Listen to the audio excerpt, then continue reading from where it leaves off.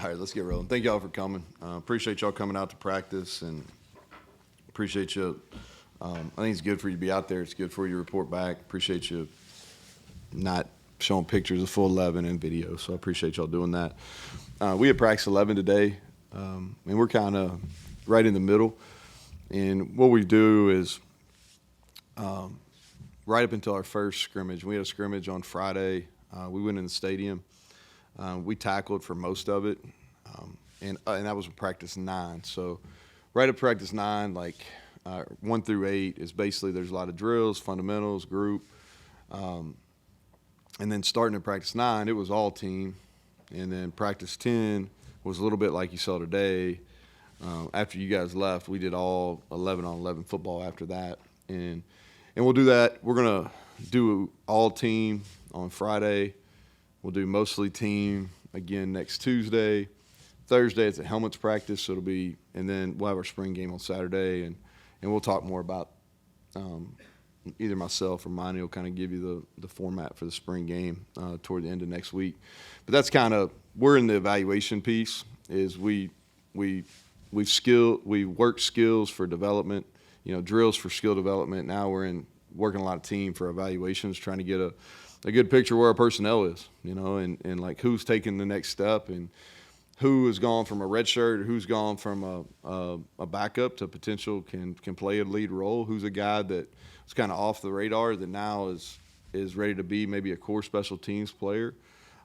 That's kind of the decisions that are made over the next. And then we really start trying to work on some opponent stuff and some different looks, because one of the things about spring is you want to rep your schemes, but you can get some bad habits if you're just going against your offense and defense basic looks. So we'll do some things on offense to get our defense ready. We'll do some things on defense to get our offense ready, for the season. And so that's kind of where we're at. And so with that, I'll take questions. So Neal, follow up with a little bit of that. You went over that. I know Cody asked about most improved, but a little bit of fast climbers this year, guys that have maybe weren't factors in the past that now look like they could be two deep major special teams guys this year. Yeah, I think from a special teams standpoint, I'm going to talk about some guys I think that are showing up. We've really prioritized those. A couple guys on offense would be Jalen Anderson. He's a guy that has never played special teams here, and it's really been a want-to deal. And so really stressed to him in January he needed to be a complete football player and be able to help the team. And he's came, and he's done really well. TJ Johnson is redshirted last year, and now TJ's coming out. And he is starting to – we do a lot of these competitions during spring. It's kind of controlled competitions for special teams, and TJ's been a real pleasant surprise in that and really starting to do that. Colin McBee is another guy. Start talking on defense is Reed Carrico has really, ever since Friday, has really put several nice days together defensively and special teams. Like he's going to be a factor on both. Talk about Zay Jennings, who's an early enrollee, a really good football player. It's happening really fast for him on defense, but you can see his talent and his ability on special teams. He's a guy that's playing himself into that. Derek Burlitz is a guy that's, that I think is going to help us in our punch shield in the back line on kickoff return. And so he's been in our program now going on his 3rd year, and he's showing signs of being one of those guys. I think Jordan Jackson, defensively and on special teams, is shown some growth, especially here since Friday. But those are some guys, like some other guys are sticking out, like Caden Beiser and a couple other guys that have done well on special teams. But those are some kids that are really kind of showing up. Curious, when you got an older team, do you plan and practice differently in the spring than you would if you had a bunch of younger guys that you had to train and develop? Well, I think that it's really not necessarily anymore if you have a young or an old team. It's just kind of you got to be careful, everything moves so much. There's so much movement, and so maybe 5-10 years ago, you're really trying to get a bunch of reps with what may be your first team and maybe your second team, and now it's not like that because there's going to be some movement, and so like let's say at offensive line or defensive line, like chemistry and having groups play together is really important, especially on the O-line. But the spring is there's moving parts. So what you try to do is you're rotating guys because everybody needs to learn how to kind of play with everybody because you don't know what the fall is going to look like. And so it's more of the other thing too is like I think is and this is why we do this is I think guys generally like just playing the game. So like to keep our energy levels up from kind of the midpoint, or I guess the last third of the spring is we just play a lot of football, 11 on 11 football, try to make it competitive situations. That's kind of the thought process. Neal, you mentioned Zay earlier. Something I don't think we've discussed a lot is early enrollees are the true freshmen. Give us a little evaluation of them, and any of them you think could help you in the fall? Yeah, I think that Zay, Israel Boyce would be the other one Israel's really kind of second part of the scrimmage on through today's practice is coming along. Nate Gabriel is a big athlete, and he's learning, but physically he's going to be ready to help us. And I think at that nose position will be able to give us some snaps in the fall. Just trying to think here as far as any other early enrollees that have really kind of jumped out to me. Or anybody that haven't. Anybody that's off that you want to ask about? No, I mean, you've got Kinsler, I guess. Kinsler, he got more reps today, and he's going to be a really, really good player. And we're moving him around because he's a smart guy, and so he's been getting some reps, and he could be a factor. I tell you, Jackson Marco, he's got to continue to get stronger. He's getting a lot of reps because Cole's not going, and I don't know if it's going to happen as quick as the fall, but he's going to be a quality tight end for us, and he has really good hands. And as he gets stronger, he's going to be good at the point of attack because he's big. Based on sheer numbers, would you say this is the most you've got ready, capable to play right now at any time since you've been here in terms of just sheer numbers on offense, defense, special teams? I think that when we get to the fall, I would say in the fall, because we're still missing some pieces right now, whether that's portal. Then we got those signees that haven't gotten here, but in the fall that would be accurate as long as everything stays. I would say in the fall that's absolutely going to be the case. And where it really shows up is on special teams. Like we do this, we call it a 4-on-4 drill, and it's really a competitive drill, punt, return. And we did it the other day, and like as we watched it as a staff, the comment was, I forget who said it, I don't know if Jeff said it, but it was by far the most competitive, and it was like a lot of good on good player reps, which I think is a credit to our overall depth and guys just understanding the techniques that we're teaching in those areas. I got to ask you this. I asked Jeff this on Monday. Of all the skills that you do in practice, the one thing that you do up to the collision is kickoff. How do you know what you got on kickoff or kickoff return? Because you only go up to a certain point. That's the only thing I can think of in sports. You don't do the actual full thing. Yeah, it's a science, and we didn't master it last year because we weren't very good on kickoff. I think what we try to do, and this is in the spring, really overall in special teams, like punt and field goal are really the only teams that we do all 11. Most of it is part whole. And so what I mean by that is in the spring is we're going kind of individual techniques and then kind of pods. So when I say pods, maybe it's the left guard, left tackle on punt. Maybe it's the right up back, right returner, right end on kickoff return. On kickoff, maybe it's, the guys that are, kind of the ball guy and the capper. We're working those in pods, but we don't work all 11. Now, once we get in fall camp, we do, but it's limited, and it's probably less than 5 full speed. We do a kick scrimmage where I know we hit 2 live, and then we probably get at the start of practice, 2 or 3 more leading into the first game.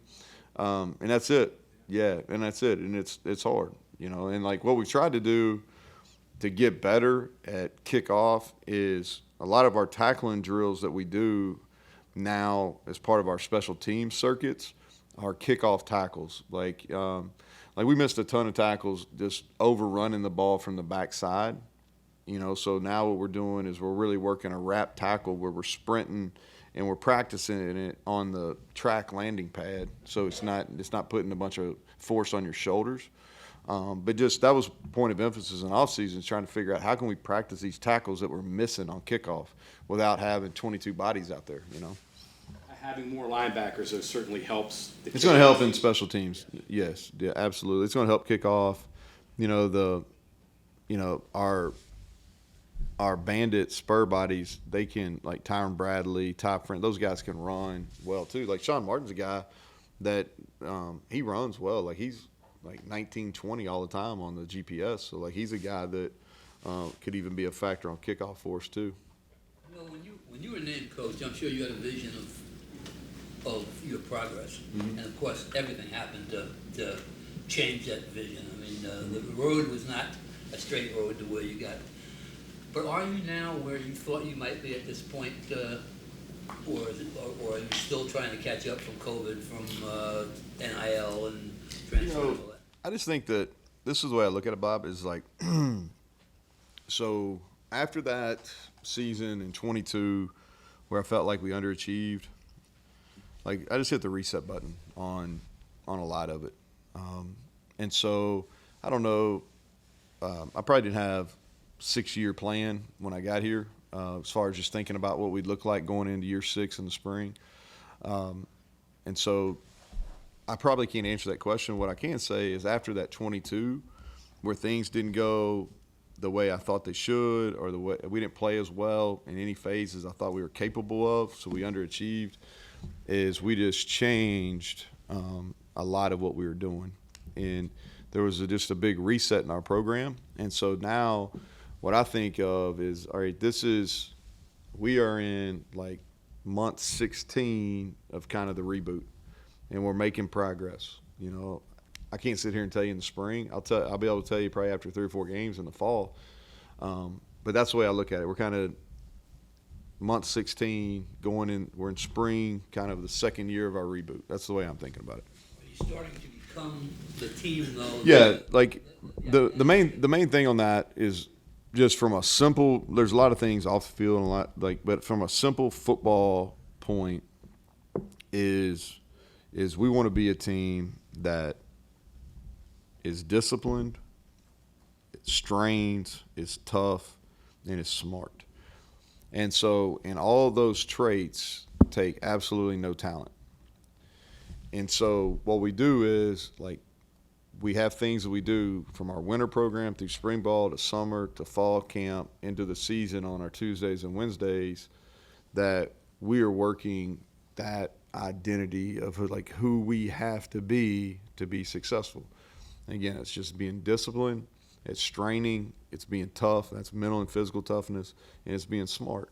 And so we take in this 12-month approach to football, who we are from a football identity standpoint.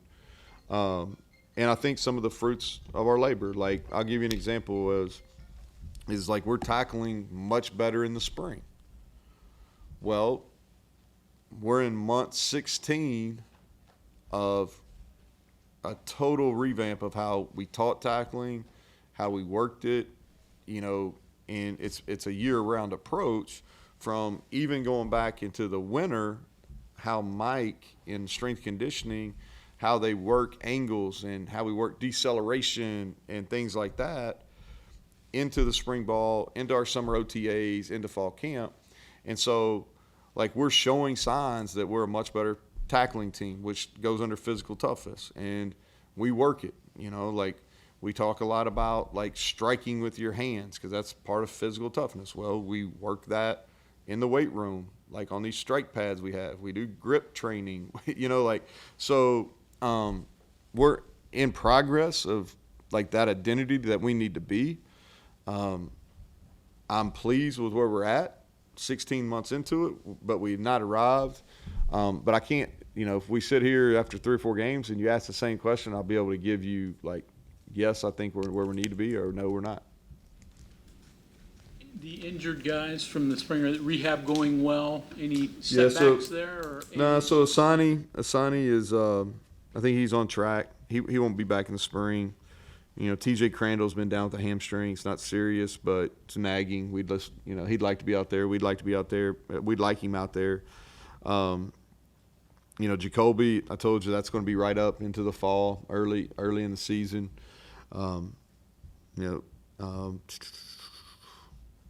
Anybody else you're asking about it? I mean, it looked like Cole and Tom. Oh yeah, they're so coming yeah, back. so yeah, CJ. So going back, so CJ has done everything except take contact. He could play in a game if we had a game, but he's going to be fine. Cole had a little operation upper body, nothing serious. He'll be full go. He'll be fully released in the summer. They're doing individual drills. Y'all saw him out there today. There is no contact at this point. Tomas is the other one. He's starting to do individual. He could not do. He got released to do individual, I think, the beginning of last week. So he's out there doing individual, but won't do any 11-on-11 work.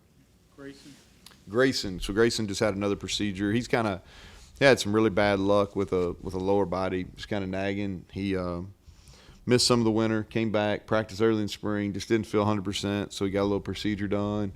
And I think it's about a month. He's about a month out from being able to run on hard ground, I think. Like McIntyre on purpose. Yeah, so McIntyre, he had a lower body injury on today's Wednesday, right? Monday. Yeah, and we'll know more about that probably later in the week. Didn't look good though. Your receivers, part of the just moving guys around. I guess, and maybe this is always true, but you want people to know as many things as possible, depth, all that stuff. But like tactically, advantageous for you to have people who can just keep the defense not guessing, but you can't. It's hard to match up. I guess if you're constantly moving your pieces around, there's something there Yeah. for you all that's good, apart from this versatility. I think what we're trying to do is in the spring, it's as much trial and error as anything. Like we want to teach them, Mike, conceptually. So like if you think about it, anytime you're in a 2x2 set offensively, you usually have some type of two-man concept to your left and two-man concept to your right. And so there's multiple ways to teach it. You can just teach, hey, this is your route that you do. Every time we call this is what you do. Or you can teach the concept. All right. So early on, what you do, if you get a guy that comes in the summer or they get there in fall camp, you just want them to know their individual responsibility. But now we've got all these guys outside of Jaden Bray that have been in the system now since we hit the reboot last January. And so now what we're trying to do is teach them conceptually. And it keeps them on their toes because it gets a little monotonous in spring practice. So it keeps them on their toes. So like Hudson Clement, he's probably more comfortable outside, but we're challenging him so he learns all the spots, inside and out. And so he knows what to do. Traylon Ray, he feels more comfortable outside, but he's been getting reps inside, so he knows what to do. And so I think it's about, trial and error, teaching them the concepts, gives you some flexibility once you get in the fall because if you have some injuries or things like that, they know what to do, and then they have some comfort because they've gotten some reps against good people. Could there be a situation where a guy is, I don't know, if he's like a Y for a series and next thing you know he's a Z outside or is Yeah, if you like today, if you were watching, like Hudson did that today. Like Hudson played inside for a series, he played outside for a series. We've been messing around playing Rodney a little bit, like as a nickel on defense. And so, like when Rodney went over and took some snaps on defense, Hudson came in and played.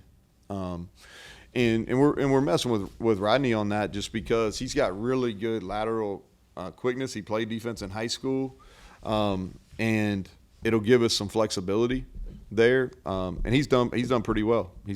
So we've just been throwing him in there a little bit. depth of linebacker allow you to do some different things? Yeah, it's our most complete room. They've got to go out and make plays, before I say it's our best. But, like, there's a lot of competition in there. And that's what you want. You want competition in every single one of your rooms. And if you look at it now, I mean, we got, 6 guys really that are competing. And, again, going back to what I was telling Mike is conceptually, too, is they're playing both positions, so they have to know both Mike and Will. And so that keeps them on their toes. Josiah Trotter, it's been nice to have him. Like, he just plays the game the right way. Like, he's going to make mistakes, but it's mistakes you can deal with because he plays so hard. And he has a physical presence. So excited as he continues to get comfortable playing in this defense. You told me to check in with you. I don't know if you've had enough time yet, but evaluating what you need moving forward. For Yeah, that I think so. Big part of it, it'll see, who we have is not going to be here, right? And I think when you think about it, like, you want all of them. You want everybody that, like, we had a team meeting yesterday, and I was saying, like, we don't avoid it. Like, the portal's open. Like, it's not like everybody's walking around going, I hope they don't figure out the portal's open, right? Now, they know it.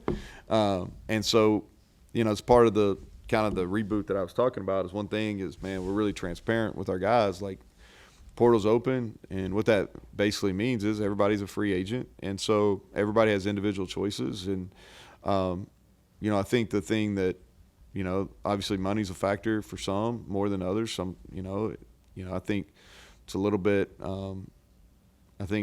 misleading what the narrative is out there on some of the money, so digging into what the truth is kind of what, really hard. And I said this too to our guys yesterday, and I really mean this. Like, everybody talks about, there's a ton of benefits of being a college, like, football player or a men's basketball player. They're making money, more than they have, and they deserve it, right? But what people don't talk about is there's an added pressure element. There's this comparison component that wasn't there when I was playing, which doesn't seem too long ago. When I grow facial hair and I see all this gray, I'm like, ooh. But there's a comparison component, there that and kind of a FOMO, their fear of missing out, or they look on social media, and I think that puts a lot of stress on them. And I think a lot of these guys get stress from outside influences that really and some of them come from home, some of them come from agents or things that don't really know what exactly is going on within their sphere, and so I think those pressures are real, and I feel for them. And it's there's a ton, like I said, there's a ton of benefits to playing Power 4 football, but there's also a lot of pressure that a lot of people don't understand or don't talk about. And so, like, during this time, like, our players have a lot of pressure, and so I think that they always, money's a factor. I think the experience that you're having is a factor. And I think your individual situation is a factor. And so, like, everybody, they got to think about those things. And I want everybody that practiced today, everybody that was in our team meeting yesterday and today, I want them part of our program. And we care about them. But at the same time, I get those decisions. And if we have some movement, I think that our secondary, we got to continue to take another, we need one or two more bodies. We just don't have the depth there, I think we're better, but we need some depth. Depending on how a couple injury things work out D-line wise, that could be a potential area of need too. I think the injury picture will tell us on that. Could we go back to Rodney playing nickelback? Yeah. Spring thing, or could it be- Yeah, I think to be determined.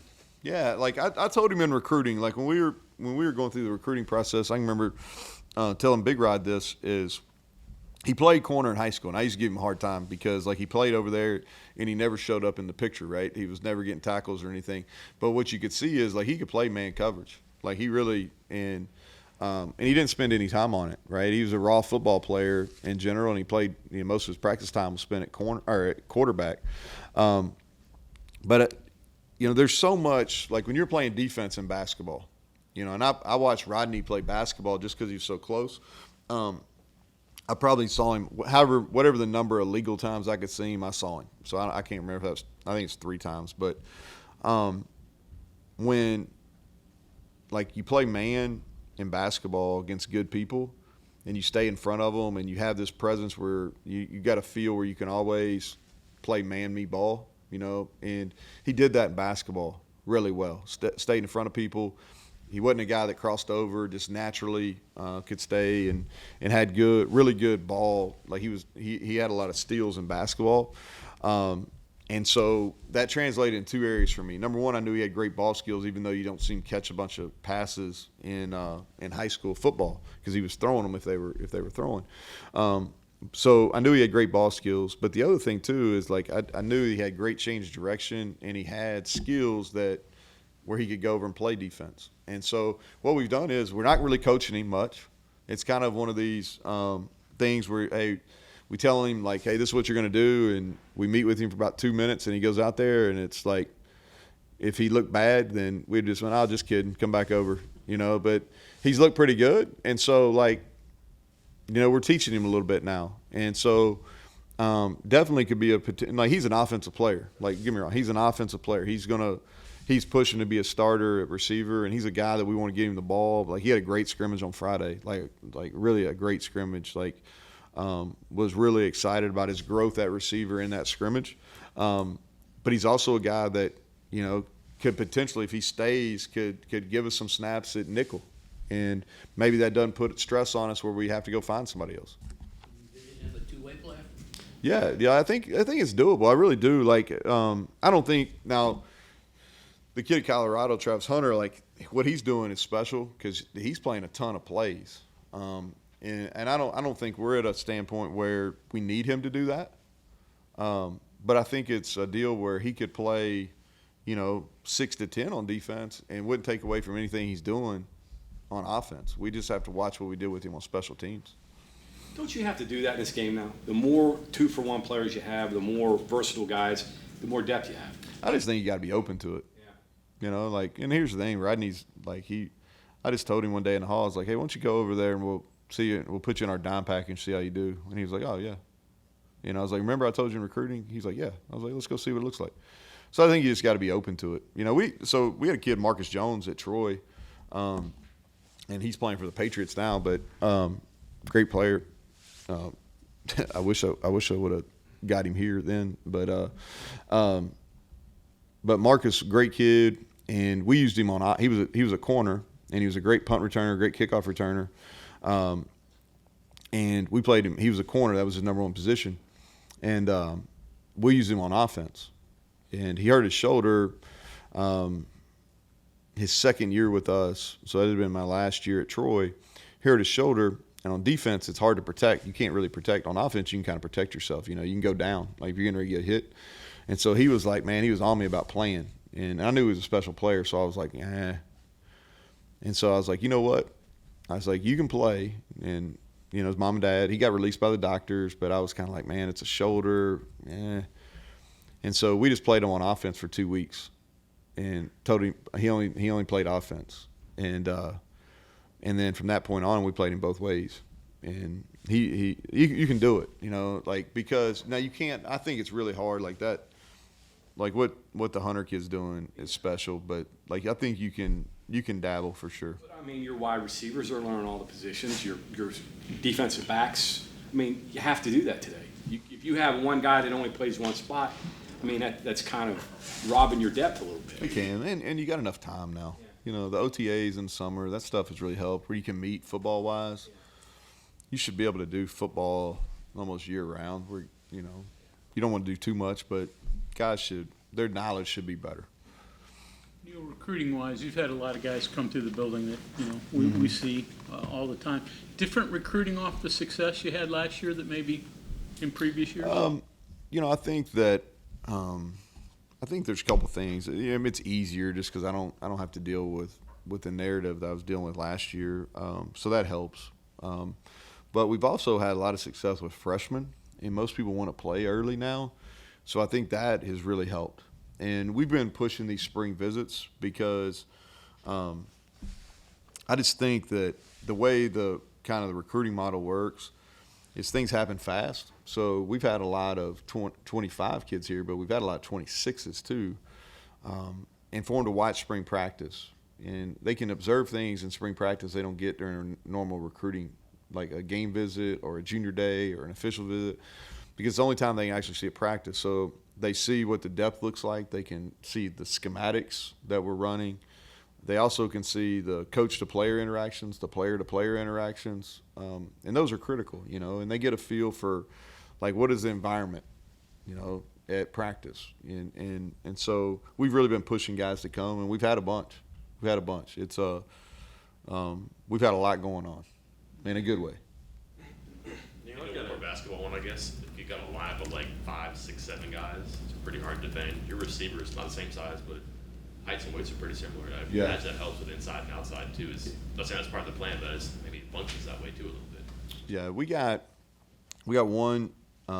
We don't have the real long guy. You know, if you follow us in recruiting, that's the piece that we're trying to get. Is I like our body types like Jaden Bray, Traylon Ray, like Hudson, like those are really good outside body guys. And Preston, y'all can see him. He's put on about 10 pounds, and he's got this innate knack for how to adjust his body. And that's a talent. You know, I'd love to tell you we taught that. That's just a talent that he has. We're missing like a real long guy, but that's the only really body type that we're missing in that receiver room is just a 6'4" plus guy. I've got a spring game question, and this is just something I've been thinking about. Teams keep experimenting with what to actually do in spring games, and some of them just cancel. Would there be any value in like playing in different venues, like just for the novelty aspect of it? Like, There is like change of scenery does you know, like fall camp stuff. Like I've been a proponent. Like there's a couple different places in southern West Virginia that I would be for if we could make it work financially. Because I do think a change of scenery does. You know, the way that works. Like every time I go to the beach, I feel better coming back. You know, like it's like change of scenery definitely helps. You know, the spring game stuff is we've done a little bit of everything, man. We made it kind of a, you know, Lane got a bunch of, we didn't go quite as far as Ole Miss did, but like at Troy, we would make it kind of a more of a like celebration and fun and like, because to me, like I want the spring now, like a couple years because people administratively just wanted a spring game. So like, all right, shit, if you want to be boring, we'll be boring, you know. But like to me, like the spring game is unique, and you know, it's like how many inter squad games, you know, like let's do something fun, let's do something, you know. So we've got a couple of really good ideas, especially around getting our young people involved, like some young fans, getting them down on the field and doing some things. We're going to play, you know, we're not going to play 4 quarters of live football on a week from Saturday. You know, we're going to play some football because our fans deserve to see what our team, like our players, and our players like competing too. But we're also going to do some competitions, and we're going to get some people involved and do some things that'll make our fans, especially want to bring their young people. You know, I always think, all right, hey, Dax is 9. Like, what would make him be entertained at this spring game?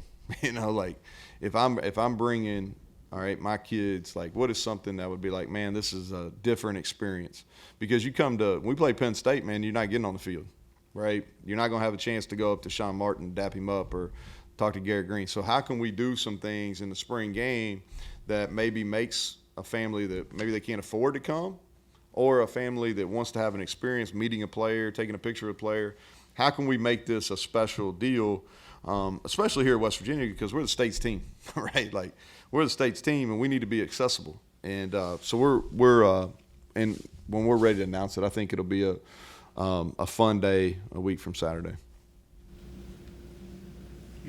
Huey Mack fan, more Charles Wesley. Hey, guys. listen, I'm for all local people making it.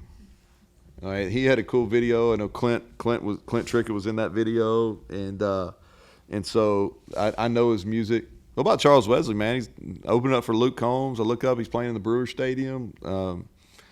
I think that I'm for all these guys, really. Like I'm for any of these local people that can make it.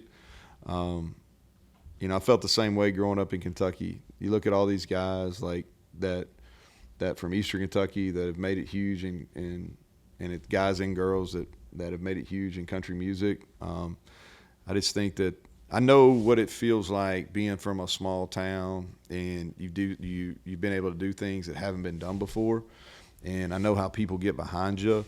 And I was telling Charles Wesley this. I can't remember. I don't know if that was when I saw him in concert or when he was at the baseball deal. But man, what a cool, like you can feel, like I went to that concert back, whenever we did that Country Roads uniform reveal, and like everybody's just pulling for him to do well.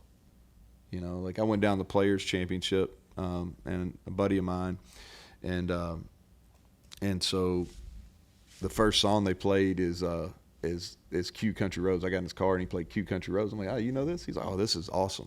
And I just think it's cool, you know, like anybody that's local, and like he's doing his music's a little bit different. He's got a unique sound, and yeah, so for sure I'm pulling for him. I'm glad he's opening up spring game.